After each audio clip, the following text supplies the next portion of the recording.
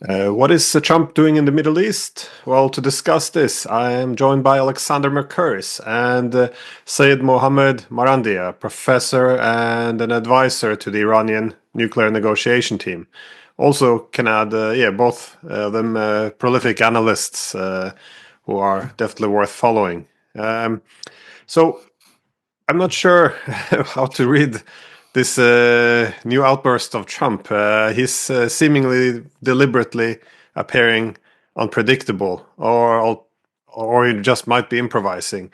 I'm sometimes reminded of President Nixon's madman theory, in which the idea was if he acts erratic, unpredictable, this would be intimidating to his adversaries. They would be cautious not to provoke, as he could lose control at any time. And again, so convincing your adversaries you might be irrational, which makes them cautious. On the other side of that coin, of course, is that unpredictability is not great for political stability. So, which is why everyone doesn't behave like a madman. Of course, I could be wrong. He might just be mad. But I bring this up because I'm trying to make sense of Trump's approach to the Middle East. He says he wants to pull back from the region and end these forever wars. At the same time, he now said he wanted to ethnically cleanse every Palestinian from Gaza, and of course for the US to take ownership of Gaza, whatever that might mean, which I really doubt he means this literally, because it would be too crazy, and I can't see how this would actually be implemented. So how can we read all of this? Is this just bluster to assist Netanyahu with what has effectively been a defeat? Is it U.S. effort to pursue retrenchment without seeming weak, or is it just a negotiation bluff to escalate the tensions or rhetoric before you come with your great proposal? I would love to get your perspectives on this. I think the two of you know more about Trump than I, and there's nothing that I can contribute about his state of mind. I really don't know, so everything is based on speculation or just my understanding based upon past experiences. It could be just bluster, an outburst, and that is possible. It's of course awful. It's evil. It's disgusting, and it should be condemned. And actually, it's good for Iran in a way, because and the resistance and the axis of resistance, because it helps again show that the United States is standing with the Israeli regime, and it puts the United States in a very bad light, and that's always beneficial. But I think there is a more, I'm guessing that there is a more complicated reason for this, which again, it doesn't, I'm not trying to downplay the significance of the statement in the sense that it's absolutely immoral. But I do think there's a reason why he did this. Netanyahu is not in a strong position. He has not achieved anything in Gaza except for slaughter, which I think has destroyed the image of the Israeli regime. Probably the greatest defeat for the regime is that the world now sees it as it sees any evil regime in human history. That I think is the greatest defeat for it. But he has gained nothing in Gaza. He's gained nothing in Lebanon, despite early on using the beepers and the shock and awe airstrikes, where he martyred senior officials in Hezbollah and Sayyid Hassan Nasrallah. Afterwards, Hezbollah regrouped, and they basically held the Israeli regime, their troops back on the border. And the fighting on the Lebanese border was the heaviest fighting that ever took place in any conflict between Tel Aviv and any other entity. The last 2 months of fighting was unprecedented, but still they failed to make any significant inroads. So on these two fronts, they had no success. And in Syria, although the Netanyahu Erdogan Biden partnership succeeded, I don't think in the long run it achieves any results. I think actually it's going to hurt Turkey and countries in the region that are in the American camp, because they are the ones who are vulnerable to this culture of extremism and Salafism and Wahhabism and Al Qaeda and ISIS ideology, and that's there in the long run. But in any case, and by expanding into Syria, they're more overstretched. So even though some in Western media they speak euphoric of the situation for Israel, and some people in Israel were euphoric, but I think it's clear that the situation for Netanyahu is not good, and the fact that he's ill contributes to this weakness. So as world public opinion shifted, I think Trump saw a ceasefire as an opportunity for himself, for his own personal benefit. And so he basically pushed for the ceasefire. And but the day before his inauguration, the agreement was accepted by all sides. And I think Trump wants the ceasefire to continue. I don't think Trump wants any conflict with Iran, obviously, because it's not something that the United States can win. And I don't think that he wants the fighting to continue in Gaza, because it's undermining the United States, and it will undermine him. When you have people like Tucker Carlson speaking the way he does about the Israeli regime, or inviting guests to speak in a certain way about the Israeli regime, when you have people like Candace Owens, among others, who are now highly critical of the regime in the MAGA camp, then I think you have a problem. And of course, other segments of American society will pounce upon anything that could hurt Trump. So if I'm sure you've noticed that the same people who were silent about the genocide over 16 months during the 16 months of slaughter, they are the same people who are now attacking Trump for proposing ethnic cleansing. So genocide is okay, a Holocaust is okay, but ethnic cleansing is horrible for them. A completely hypocritical position, but it does show that that if fighting continues in Gaza, these people will also join and ban and also join the group and attack Trump. So it's in Trump's interest to end the war and continue the ceasefire. He was using this opportunity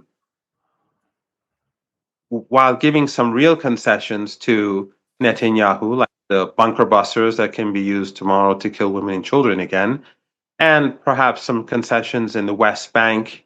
And we see that in the West Bank, things are very bad now, and there's a lot of killing and destruction, and Western media and Western governments are saying nothing about it. But perhaps he's given Netanyahu some concessions there. But I think by talking about ethnic cleansing in Gaza, what he's doing is he's probably not serious. Again, that's my interpretation, my speculation. It may be completely false, but I think he's not serious about it, because I don't think it can be done anyway. That's what the 16 months of genocide was about, and the resistance was all about. And that's why Hezbollah joined the fighting to stop it. That's why Yemen joined the fighting to stop it.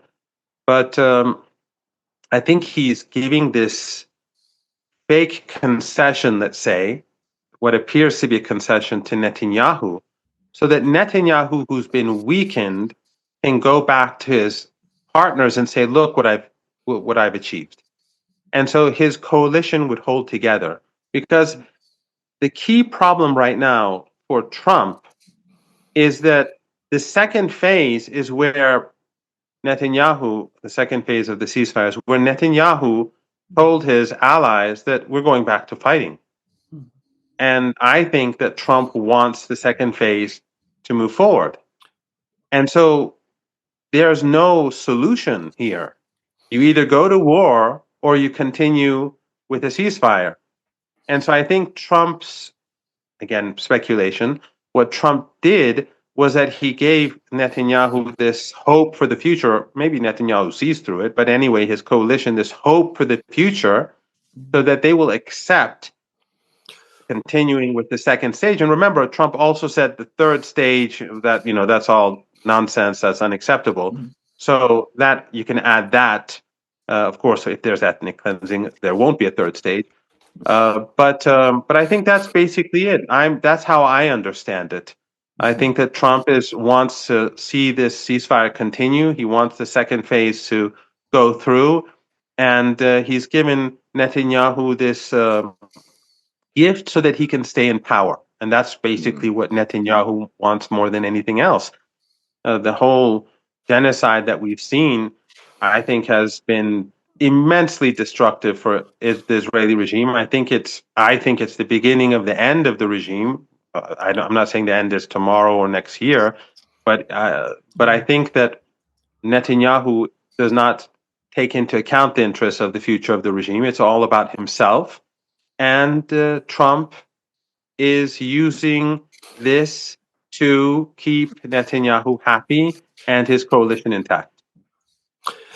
Can I just say, Mohammed, that this is actually very close to a commentary that was something that was told to me by someone here in Britain, who, because it was a private conversation, I can't say, but the point this person made is that this is America coping with defeat, and that you have to understand everything in terms of what the new administration has been doing, Trump has been doing, with the fact that the projects that were launched under Biden have failed.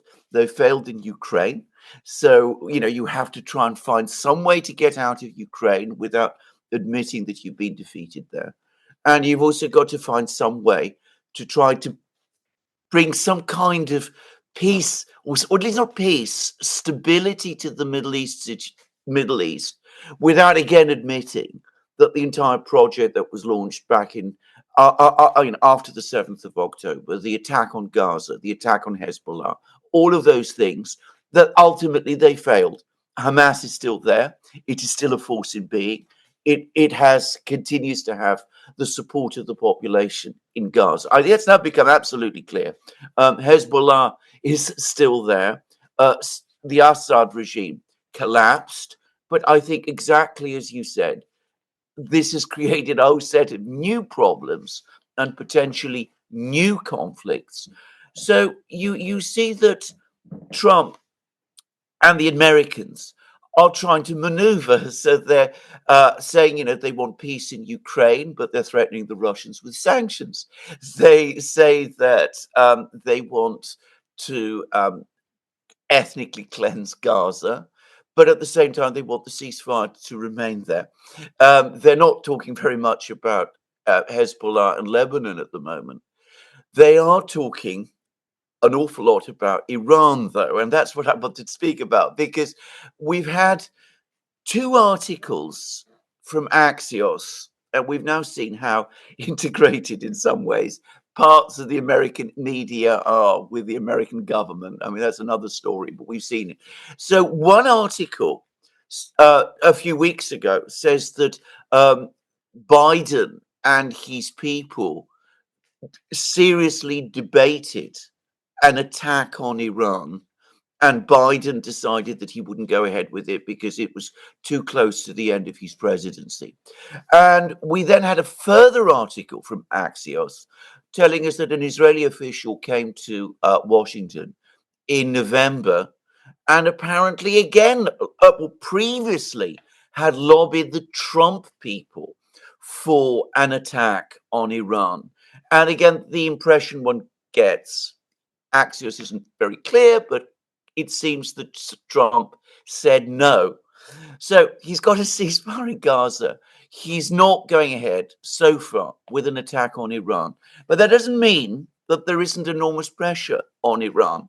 Just as with threats of sanctions against Russia, we have the reality of sanctions against Iran. We're back to maximum pressure against Iran. Now, Iran got through that before. It's a very different situation today. You've just had an agreement with Russia, important one. The Russians are taking it very seriously. I've been following the media there. You're now a member of the BRICS. What do people in Iran think about this maximum pressure? Is it going to push Iran backwards economically? I mean, what's the political response to this? I mean, are people afraid of it? Is it intimidating to people? Is it going to heighten tensions inside Iran? Or does Iran think that, with your rapprochement with the Saudis, which has survived, with the fact that you're now a BRICS country, a full BRICS partner state, now that you've got also this agreement with Russia, do you think that you're in a stronger position to withstand this? It is very important to all of what you said, and I think it's quite clear that, as I also alluded to, that one of the things that they were trying to impose on Trump was an attack on Iran, and I'm sure he didn't want that. We have to always keep in mind that the United States, at the height of its power in 2003, when it had taken Afghanistan and it took Iraq and basically surrounded Iran. And someone once said at that time that real men go to Tehran. Ultimately, the real men, or the supposed men, didn't go to Tehran because they knew that it was not a war they could win. They could devastate Iran, but they would also devastate themselves.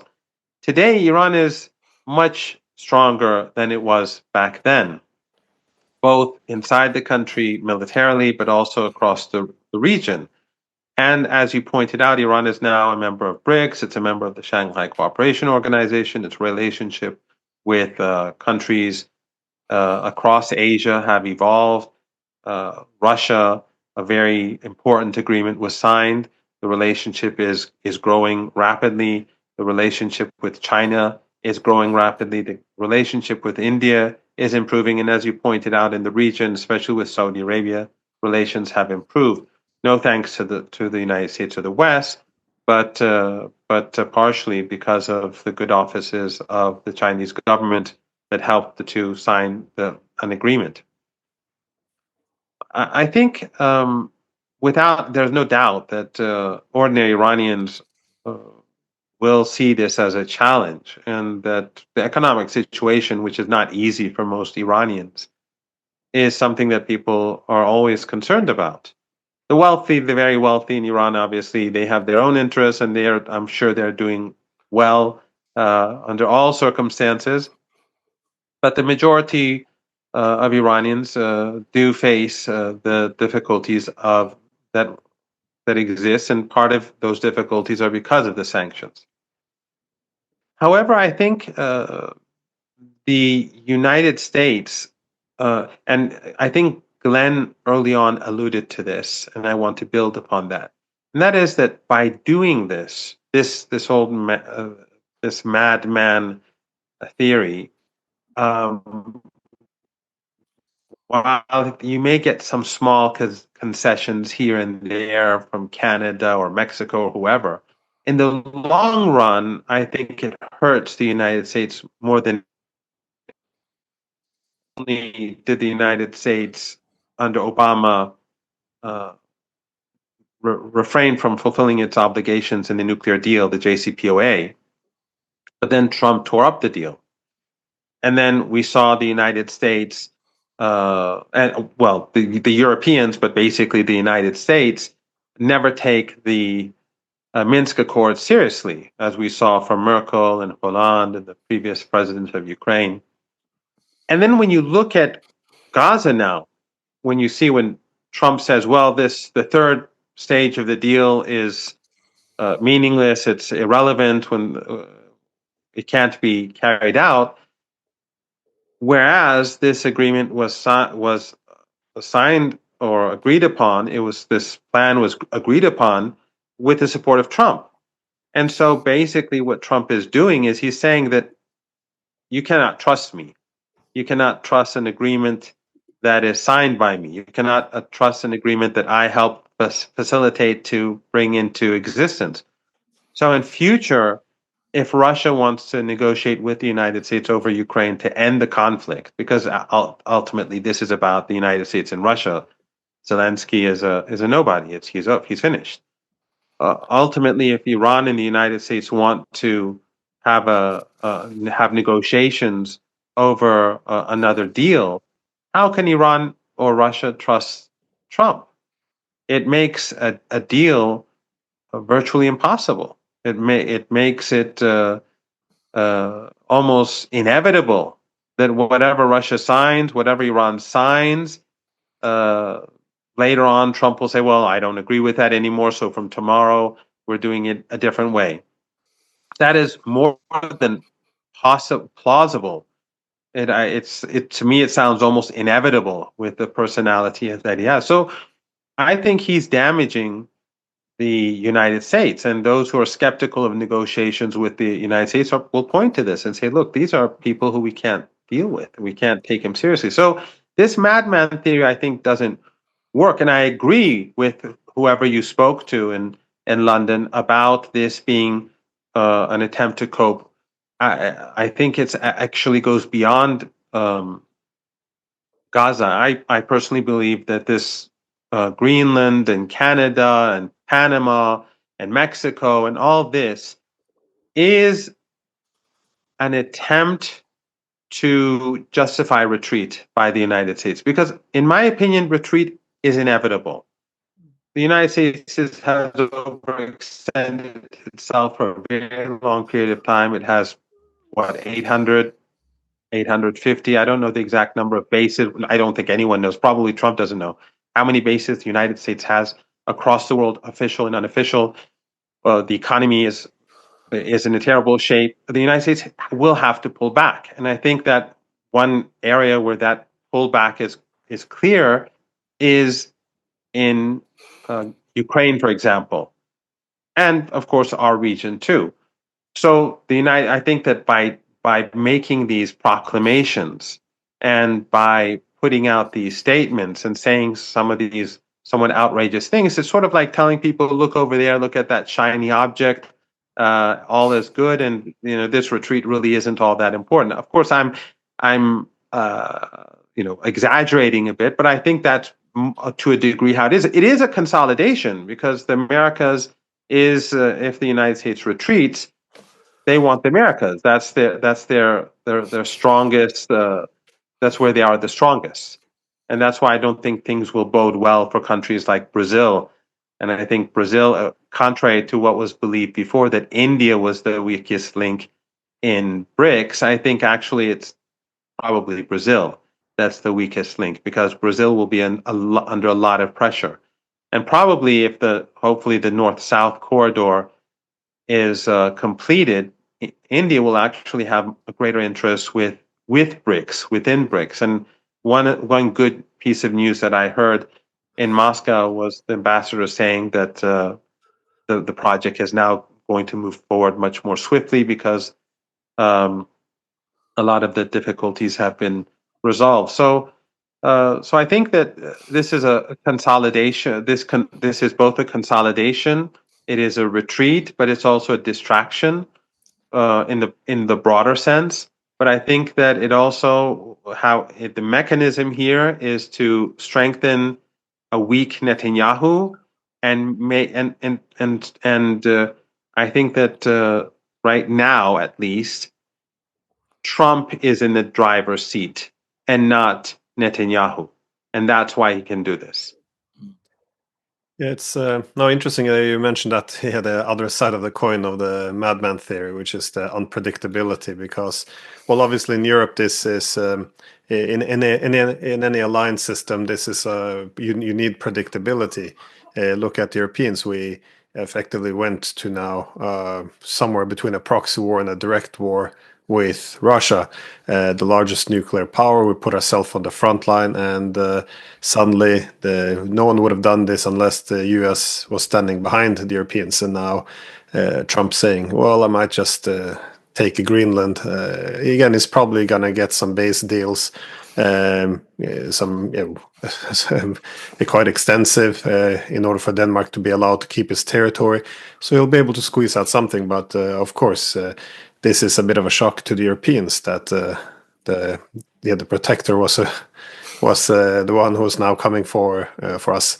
There's a great proverb on this, which is something along the lines: the sheep spends its whole life hearing the wolf, and at the end it's eaten by the shepherd. So I think that is very suitable for Europe. But applying it to the Middle East, I was also wondering with with this huge bluster with making Gaza American territory after expelling, ethnically cleansing all the Palestinians.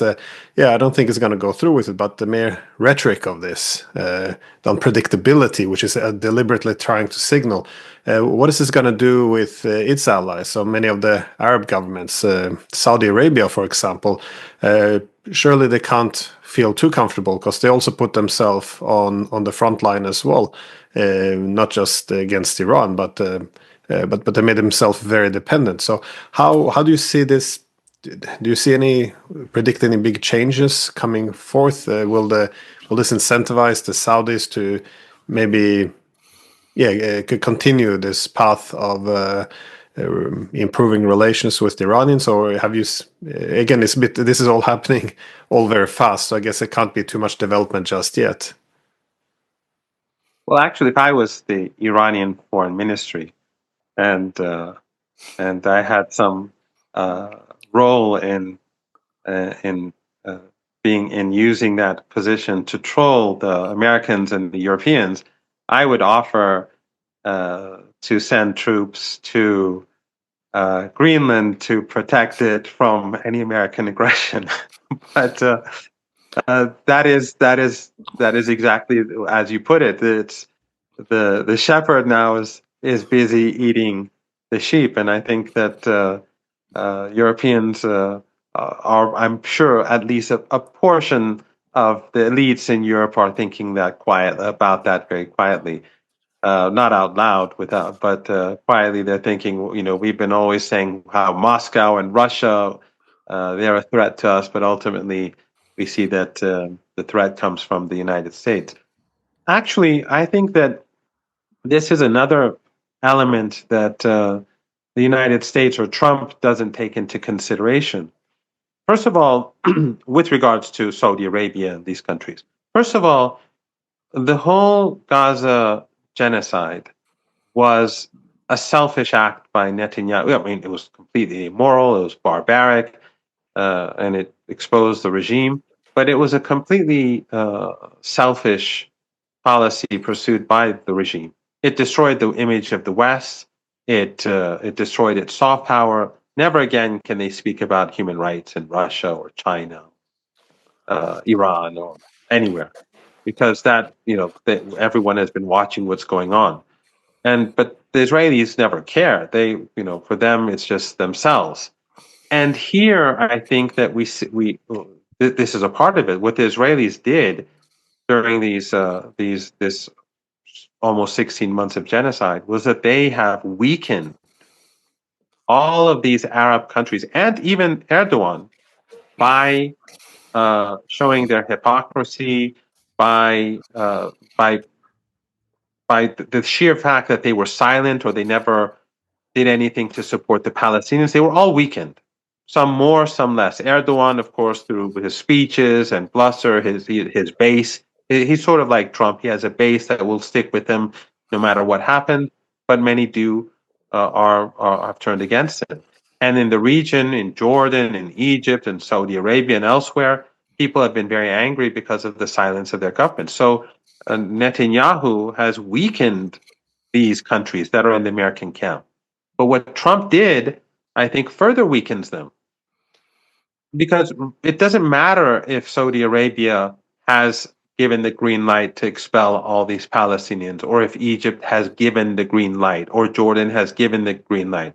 I doubt they did have. But it will raise questions among ordinary people in these countries. Are they doing a secret deal behind our backs? are our governments betraying the Palestinian people again?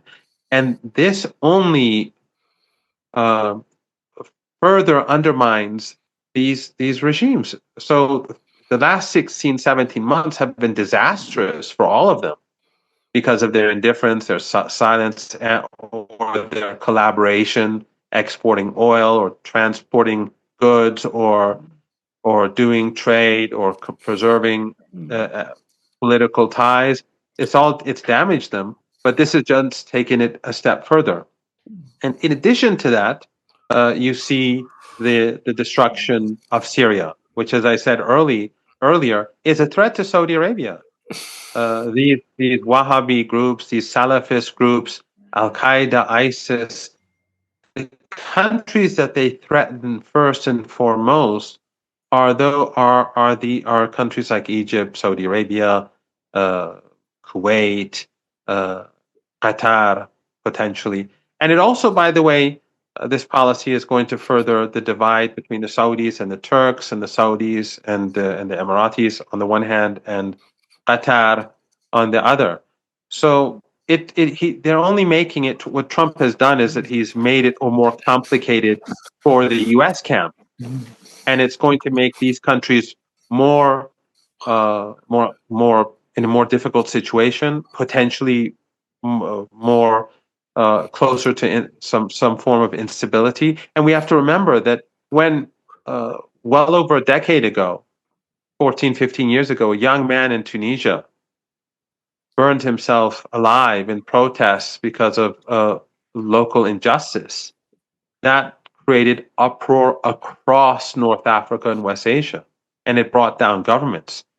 But everything till then seems quiet and stable. No one expected the uproar and the revolutions. So what we're seeing today is, it seems everything is quiet, but I think underneath a lot of things are happening. So Syria, Trump's behavior, the genocide, all of that is potentially very dangerous for the U.S. position in West Asia, North Africa, and beyond, because the world is watching, and it doesn't look good for the United States. I'm just going to make, on this whole madman thing, I'm just going to make an observation, which is based on professional experience, which is, firstly, if you sow chaos, you're not going to be able to control it. Chaos, by definition, is uncontrollable, and it will backfire on you. And the second, which is absolutely based on professional experience, I've interviewed many people like this. If you behave all the time like a madman, you become one. I mean, that also inexorably is true. I think many people who worked in this field will agree with me. So if this is the game that is being played, behave in a wild, eccentric, crazy way and scare everybody, you will lose control of it. That inevitably so. And people will start to see you as very dangerous and very unpredictable. And they'll start to take precautions, and they'll start comparing notes with each other.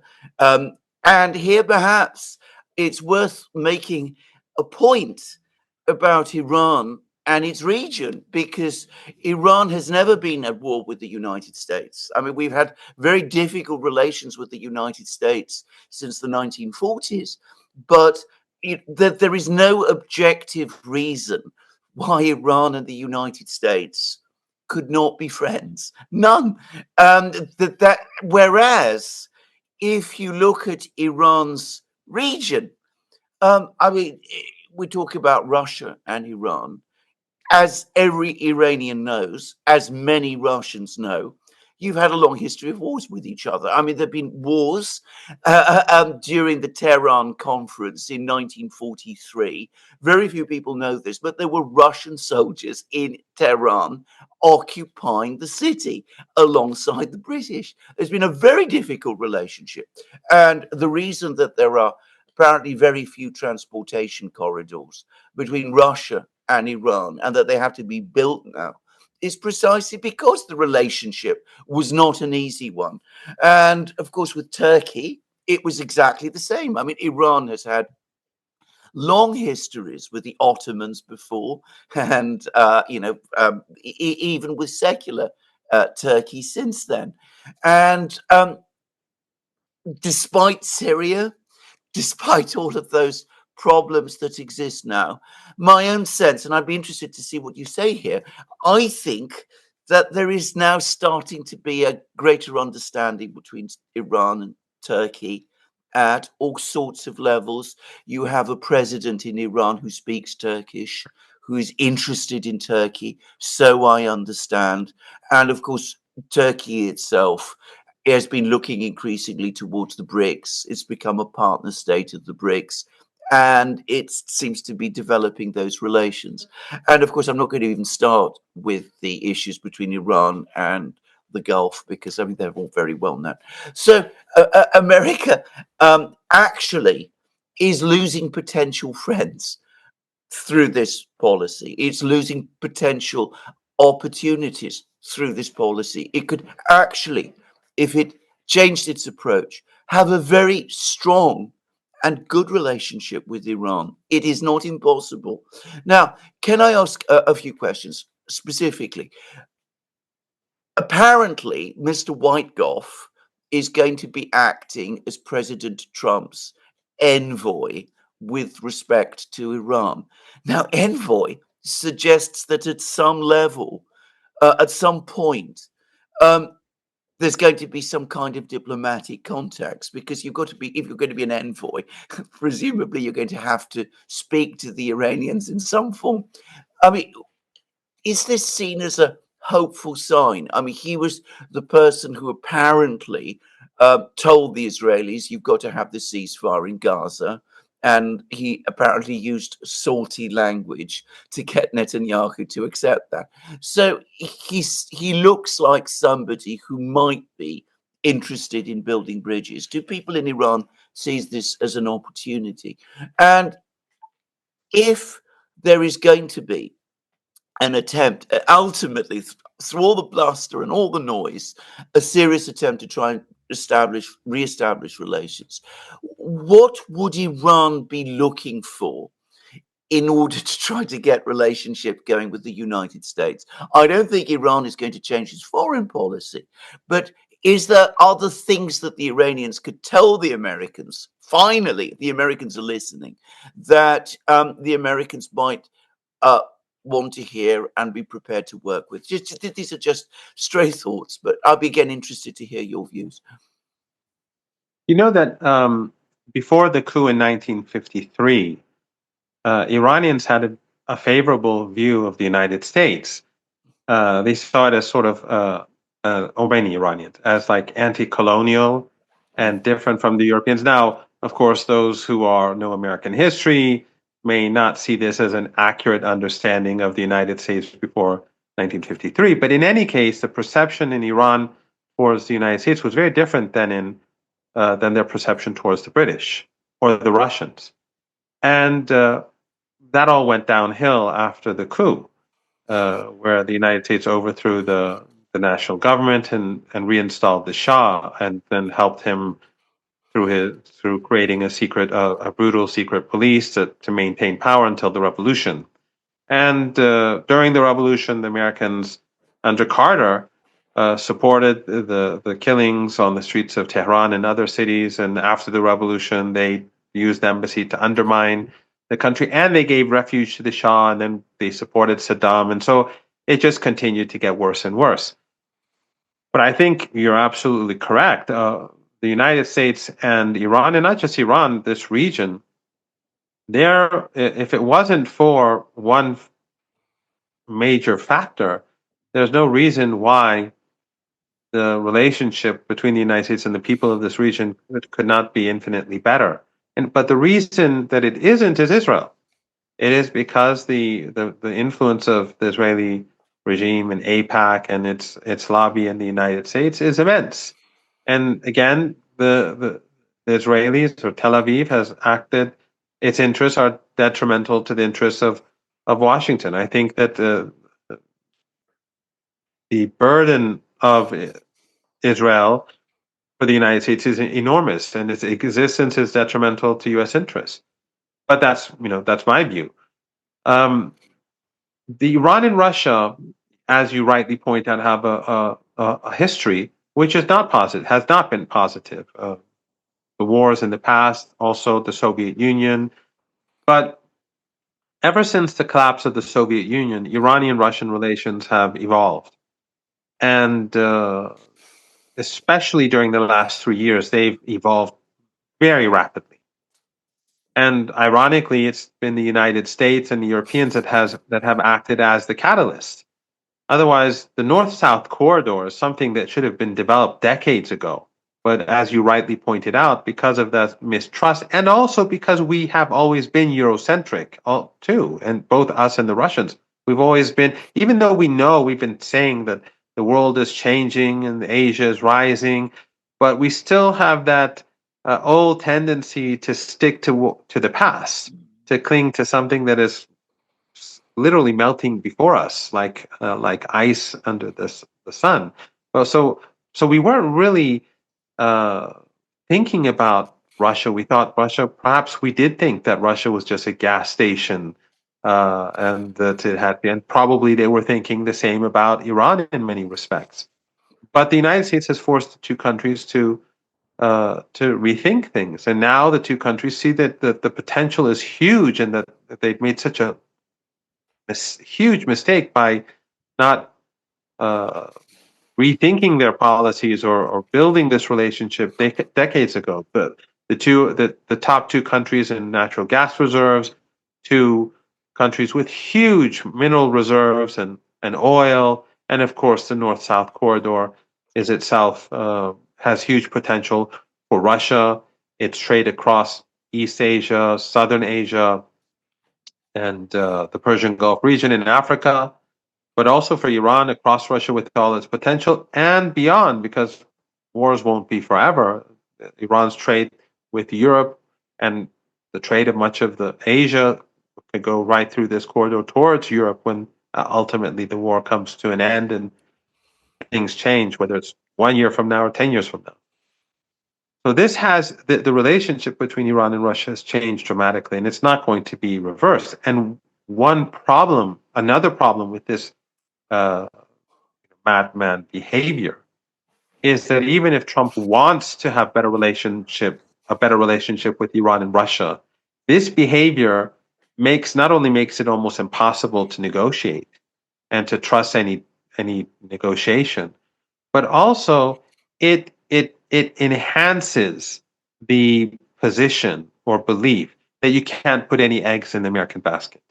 So let's say Russia does do a deal with the United States over Ukraine in the future, or Iran does some sort of deal in the future, or does negotiate with the United States in the future. I don't think that the Iranians will contemplate for a moment taking a couple of eggs out of the Chinese basket or the Indian basket or the Russian basket and putting them in the American basket, because there's no trust. It will take decades for people to rethink that. And I think the same is true with Russia. I think the Russians are not going to say, okay, we'll relinquish this part of our relationship with Iran or with China and then put our bags or our eggs in the American basket. And this, of course, is something that people in MAGA, some of them their objective all along in 2016 was to bring the Russians into the American camp and to have this big coalition and directed against others. But events over the past 8 years, I think, have destroyed that and have made everyone much more cautious.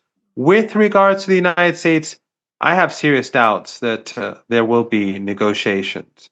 Of course, Iran and the United States are always talking with one another indirectly.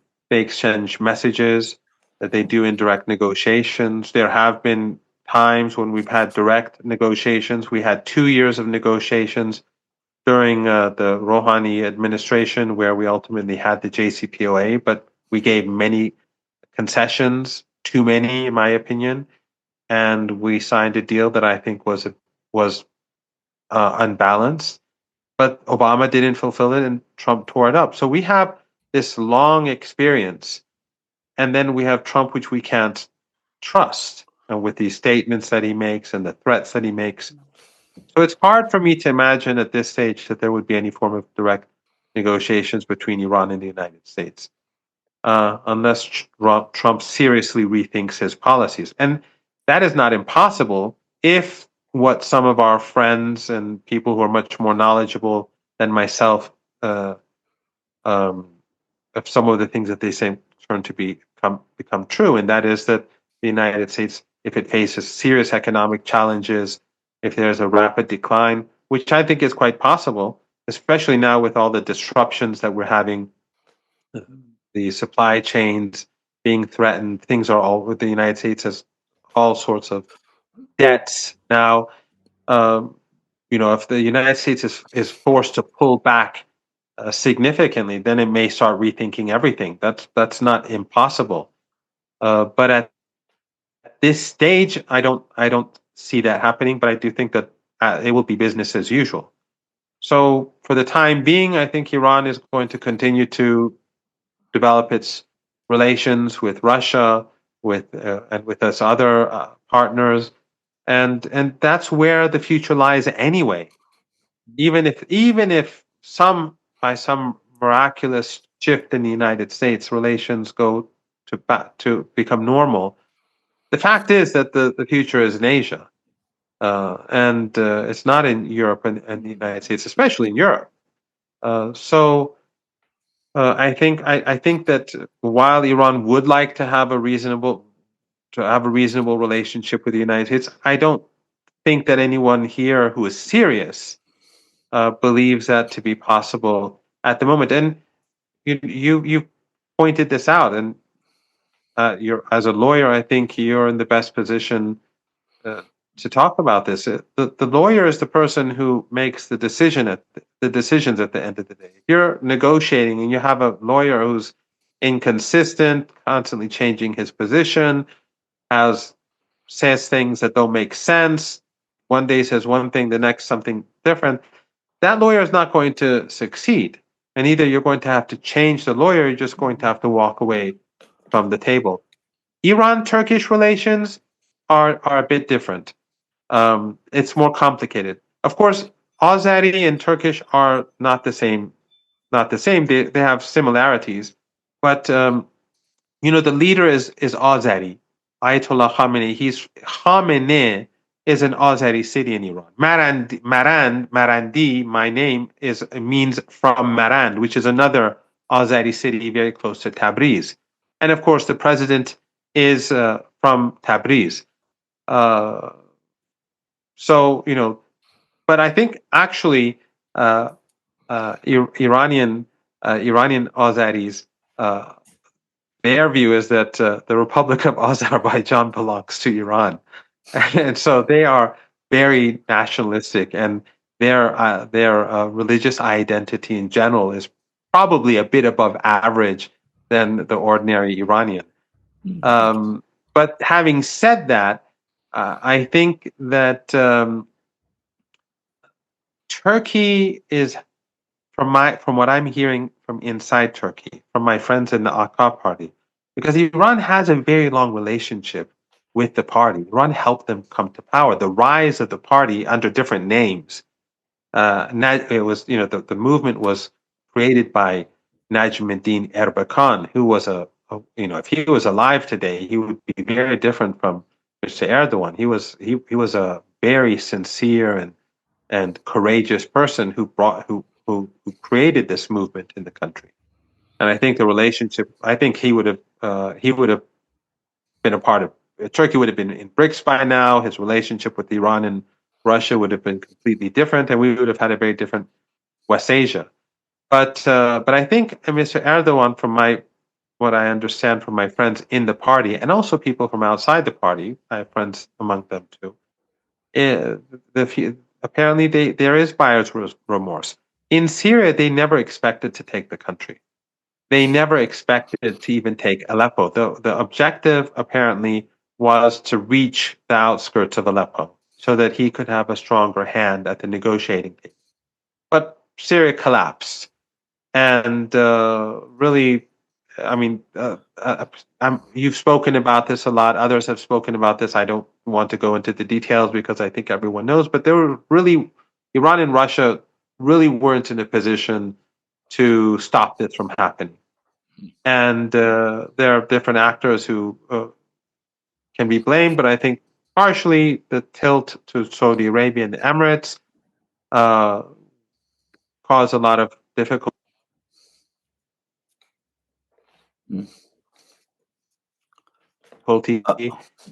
Not that this, I don't think it distanced itself from Iran. So, but that aside, right now, Mr. Erdogan and Qatar, they are dealing with a massive catastrophe. The Syrian economy has been destroyed. Things are much worse now than they were under President Assad. These terrorist groups are not united; they're deeply divided.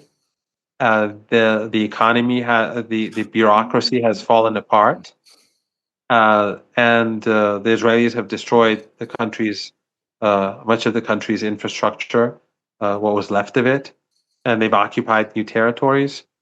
And these extremist groups are killing minorities and Sunni Sufis, and of course, we all see how bad things are.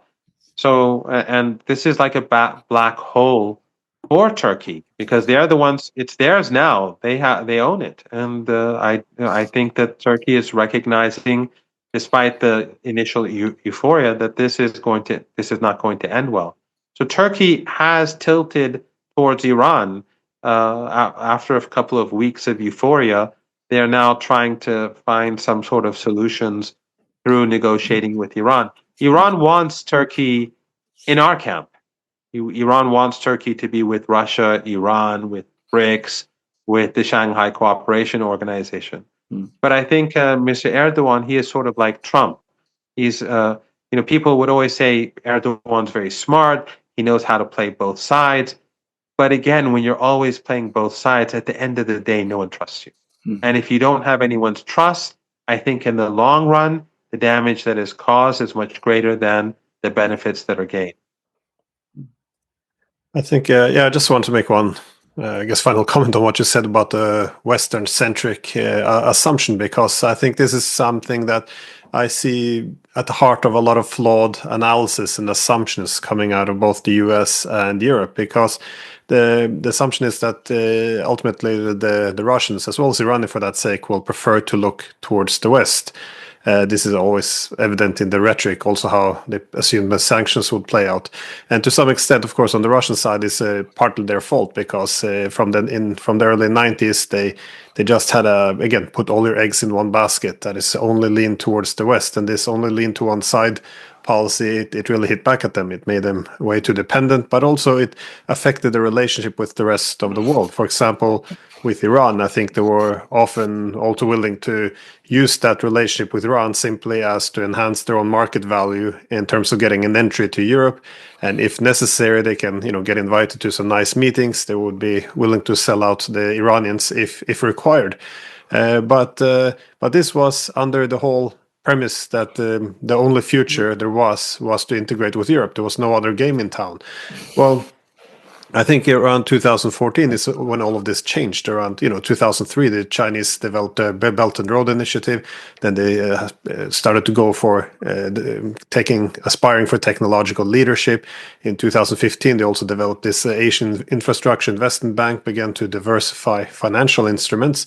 And this is exactly the same time when the Western governments toppled the government in Ukraine and signaled clearly to Russia there would be no common Europe. Ukraine would not be a bridge, it would be a front line. And this is when the Russians really went with this greater Eurasia. And this is why also the relationship with Iran, it's not seen as a means to an end. This is the end now. This is a key component, because if you want a stable Eurasia, you need to have many poles of power. Otherwise, it's just all roads goes to China. And everyone wants a multipolar Eurasia, even the Chinese. So you can't really have this without Iran. So now Iran is elevated to a very strategic partner for the Russian. And that's why I thought it was interesting you brought up this international north-south transportation corridor.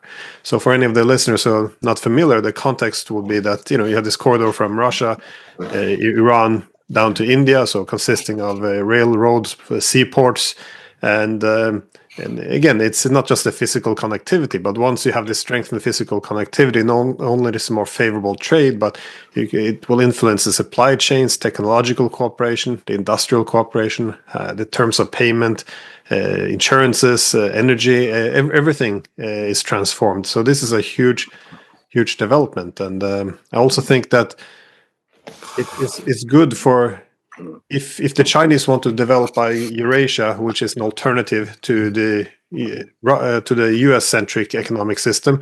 This is also great for them, because when you look at countries such as India, one of the main apprehensions about Eurasia, which you also argued, was that they don't want it to be too integrate simply under Chinese system. But as long as it's multipolar, when you have this north-south transportation corridor, they can link themselves closer to Iran, Russia, and also the periphery, that is Central Asia and the other adjacent countries. Suddenly, it becomes an actual great Eurasian system, which has more resilience, and I think this is what we don't often appreciate in the West, that it's not Eurasia seen, are they trying to get into Europe this way, just negotiating, trying to elevate their own stance, or is this an anti-European bloc? I mean, I think the main goal is not pro or against, it's simply to make the West less relevant, so not be too dependent. And I think this is why it's important, and that's why I'm also fascinated by the speed of relations between, I guess, Iran and Russia. So we're almost out of time. So Alexander, Mohammed, any final thoughts here? Well, I'm going to make a very quick one, which is this. I mean, what I think a lot of people in the West have never been able to understand about Iran is that it is by far the oldest polity in the Middle East. I mean, Iran has had a continuous history that extends back, 2,000 plus years, as every Greek knows. Iran knows Central Asia better than anyone, even better than the Russians. And I think the Russians have come to understand that, by the way. So they're nervous about what the Turks are doing. They welcome what the Chinese are doing in Central Asia, but they understand very well that in Samarkand, the language that educated people speak is Persian, and that this city, for example, has had a historic relationship with Iran. And the other thing is, if you want a partner to actually bring peace to the Middle East, which ought to be in everybody's interests, no country knows the Middle East better than Iran. Iran has been there longer than anyone. No other. Iran was there long before Turkey. Iran was there long before Saudi Arabia, or all of these other places. It understands the region, and it could be a partner if we were to work with it and understand it and listen to what they're saying, which we never do, of course. But if we listened to what they were saying, to try to find some ways to resolve these long historic issues that exist in the Middle East. That's just not really a question, but I mean, that's just a statement. But maybe, Mohammed, if you want to say something quickly about that. Look at the sophistication of Iranian diplomacy, which is far more sophisticated than that of any other Middle East country, Turkey, Saudi Arabia included. Well, till now, as the United States has been declining, they've been telling us that, well, we have AI, and that's what's going to keep us ahead of the game. But just in recent weeks, we saw how that has played out, and how the Chinese have shown that no, actually, the United States doesn't even have AI anymore as a monopoly in their hands. They don't have a monopoly over this field. So Americans and Europeans should think about They don't have any.